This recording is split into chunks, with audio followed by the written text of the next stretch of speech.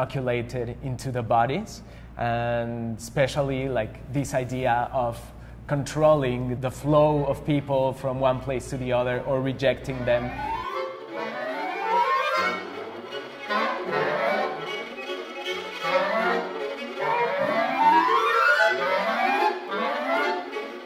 In this project in particular, the wheel bears no resemblance to a leg. That's the title, which comes from a quote from Apollinaire. I worked together with a bunch of teenagers who participate in a military marching band.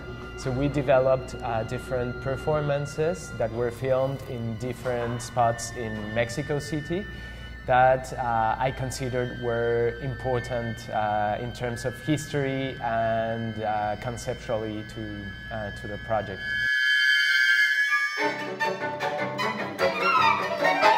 It was clear since the beginning, since I started working with the kids, that they were like the legs, the body, the organism that was facing the mechanism of power and order and the state.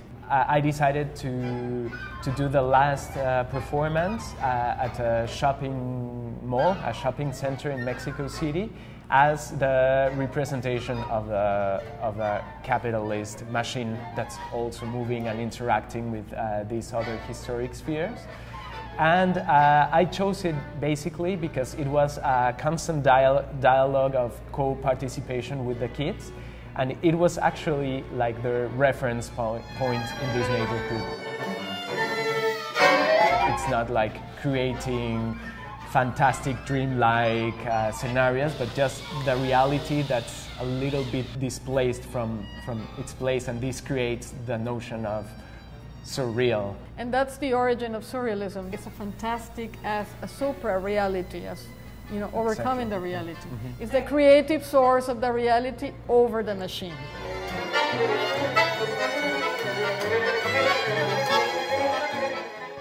I was invited to see the work in Mexico City, and it was a very special invitation because Casa Gallina is a project based in Mexico City in partnership with Insight, which was a very important event taking place between Mexico and the US. Erick is part of a field that is rich because it's cosmopolitan, meaning that it's not monolingual, it's multilingual.